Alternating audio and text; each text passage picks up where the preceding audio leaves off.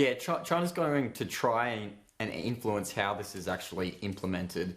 They were more or less sidelined in terms of the negotiations on the wording of the document, and were just forced to agree to it in the end, thanks to kind of the good work of countries like those that make up the European Union and Australia, essentially corralling countries all over the world. And you know, it's quite a resounding success. This is a record number of co-sponsors for a WHA resolution. But yeah, the concern now is how the wording could perhaps be broad enough that China can delay an investigation because the wording is as soon as appropriate or as soon as possible. It doesn't say immediately establish one. So that could be months or it could be years. I think China will try and delay that process from really beginning. What about the achievement itself? I mean, we had Labor this morning saying that this was a fait accompli. We know it's absolute common sense to have it. I mean, how could you not have it? At the same time, China has an uncanny knack of convincing countries not to vote for things.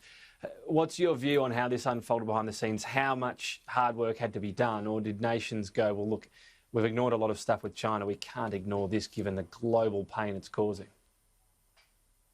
Yeah, I saw Anthony Albanese's comments to you earlier that this was always going to happen and it was kind of obvious. I think that's the kind of thinking that has resulted in China essentially co-opting and coercing a lot of UN bodies over the past decade, and we've really been asleep at the wheel. You have to be, with multilateral organisations, you have to be in it to win it, and this was really a triumph for kind of middle power diplomacy, and a lot of work went in behind the scenes.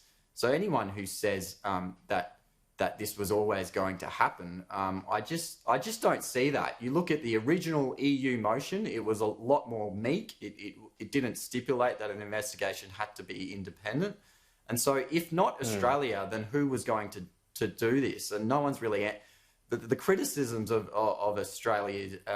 Of Australia's position from the likes of some in Labor, including Victorian Treasurer Tim Pallas, that we didn't need to do this and we could have essentially left it to someone else. Well, no one's really answered the question of who was going to do that.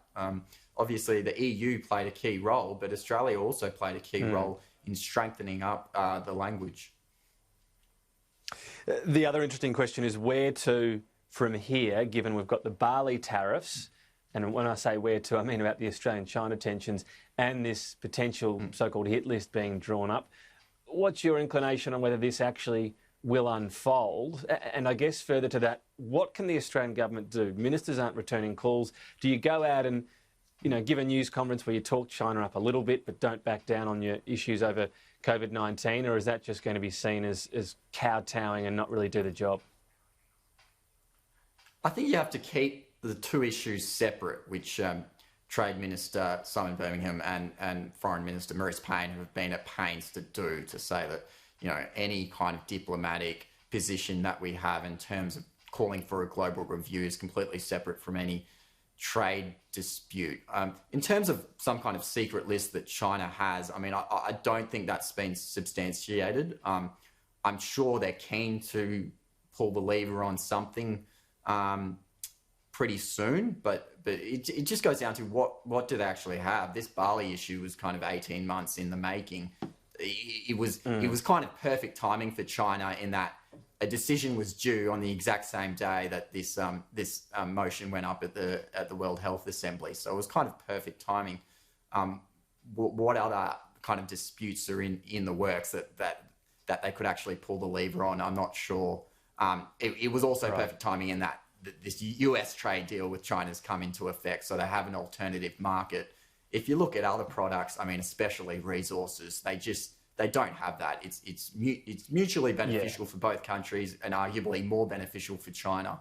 So they have a lot to lose in this as well.